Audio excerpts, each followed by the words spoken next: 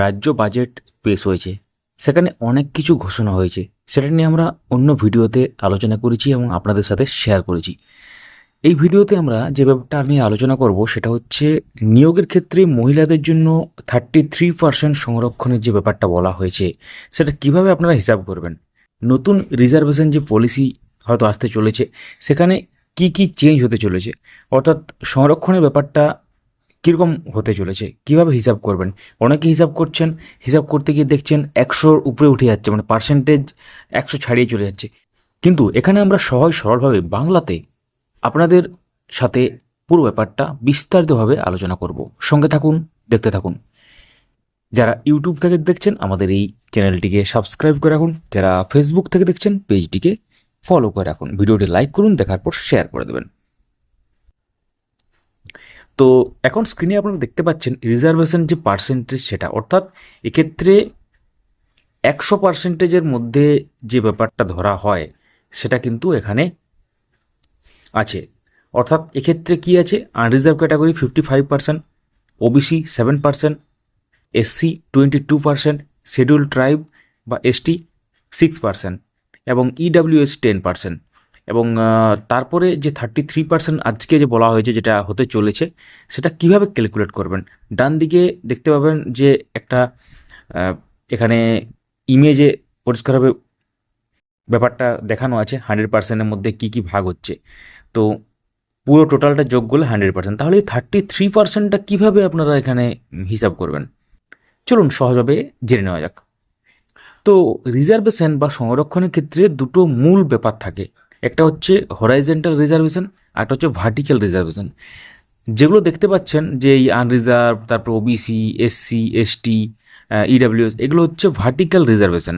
এবং horizontal reservation হচ্ছে এইগুলোর মধ্যে যেগুলো পার্সেন্টেজ আসবে, মানে ধরুন 33% যদি ধরা হয় তাহলে 55, যদি আমি টোটালটা 100 ভ্যাকেন্সির মধ্যে ধরি, 100-এর মধ্যে এখন স্ক্রিনে দেখতেই পাচ্ছেন, যদি ধরা যাক যে 100-র মধ্যে সমস্ত কিছু ব্যাপারটা আপনারা হিসাব করবেন সহজভাবে বোঝাবার জন্য আর কি। তো 100-র মধ্যে যদি করা হয় তাহলে আনরিজার্ভ কত, 55, ওবিসি 7, এসসি 22, এসটি 6 আর ইডাব্লিউএস 10 মানে 10। তাহলে এখানে 33% তো সংরক্ষণ করার মহিলাদের জন্য সংরক্ষিত, তাহলে এই 55-র 33% কিন্তু মহিলাদের জন্য সংরক্ষিত। তারপর ওবিসির ক্ষেত্রেও 7-এর 33%, অর্থাৎ 55 33 করলে হয় 18-র মতো। এবং বাকি যে সিটটা থাকছে সেটা 37 ধরুন আছে, যেটা সেটা কাদের জন্য, মেল ফিমেল উভয়ের জন্য। এবং এর মধ্যে আরও ব্যাপার আছে, সেটা একটু পরে বলছি। অর্থাৎ এতদিন পর্যন্ত যেটা ফিমেলের জন্য যে আলাদা রিজার্ভেশন, সেটা যখন ঘোষণা হয়নি তার আগে পর্যন্ত কী ছিল, অর্থাৎ রিজার্ভ ক্যান্ডিডেট একজন, তার ক্ষেত্রে কি হয়, তার নিজের যে ক্যাটাগরি, ধরুন কেউ এসসি ক্যান্ডিডেট, তার ক্যাটাগরিটা ব্যাকআপে থাকে। প্রথমে ইউআর বা আনরিজার্ভ ক্যাটাগরির মধ্যে তিনি লড়াই করেন, অর্থাৎ জেনারেল ক্যান্ডিডেটের জন্য কিন্তু সেটা একটা সমস্যা। তো আনরিজার্ভ ক্যাটাগরি যদি না হয় তখন তারা তাদের যে ব্যাকআপ আছে সেই ব্যাকআপে তারা কিন্তু লড়েন। তার মানে প্রথমে সবাই আনরিজার্ভের লড়াই করবে, তারপর তার নিজের ক্যাটাগরিতে লড়াই করবে, এই হচ্ছে ব্যাপার। তাহলে আমরা মূল ব্যাপারে ফিরে যাই। তাহলে এখানে কত হচ্ছে, প্রত্যেকটা ক্যাটাগরির ক্ষেত্রে 33% হচ্ছে মহিলাদের জন্য সংরক্ষিত, এবং বাকি যেটা থাকবে সেটা কিন্তু মেল ফিমেল, অর্থাৎ পুরুষ মহিলা উভয়ই কম্পিট করবে। এমনটা নয় শুধুমাত্র সেখানে পুরুষ কম্পিট করবে, যেভাবে মূল রিজার্ভেশন বা ভার্টিক্যাল যেভাবে হয়ে থাকে, এটা হরাইজন্টালের ক্ষেত্রেও কিন্তু সেম ব্যাপার। একটা পার্সেন্টেজের মধ্যে আরও যে পার্সেন্টেজ সেটা হচ্ছে এক্ষেত্রে আপনারা ধরতে পারেন হরাইজন্টাল। তাহলে 33%, এখানে 55-র মধ্যে 33 18 হলো, আর 7-এর মধ্যে 33 হলে 2 হয়ে যাচ্ছে। আর বাকি 5 যে সিটটা থাকছে সেটা মেল ফিমেল উভয় কম্পিট করছে। এসসির ক্ষেত্রে যদি আমরা ধরি 22টার মধ্যে 7 হচ্ছে এসসি ফিমেল, আর 15টা হচ্ছে SC both male and female. মানে যদি সহজভাবে বলা যায় 15টা সিটের মধ্যে এসসি যদি কোনো মহিলা পার্টিসিপেট করেন কোনো নিয়োগে, এই 15টার মধ্যে তিনি প্রথমে কম্পিট করবেন, যদি না হয় তাহলে কিন্তু 7টার মধ্যে কম্পিট করবেন। এবং তারপর এসটির ক্ষেত্রে 6 যদি হয় টোটাল, তাহলে এখানে 2 হচ্ছে মহিলা এবং 4 হচ্ছে মহিলা পুরুষ উভয়ের জন্য। এবং তারপর ইডাব্লিউএসের ক্ষেত্রে কিন্তু হরাইজন্টাল রিজার্ভেশন কিন্তু কাজ করবে না, এটা যেহেতু স্পেশাল একটা সেকশন এবং স্পেশাল একটা রিজার্ভেশন, সেটার জন্য কিন্তু ভার্টিক্যালের উপর আর হরাইজেন্টালটা কাজ করবে না।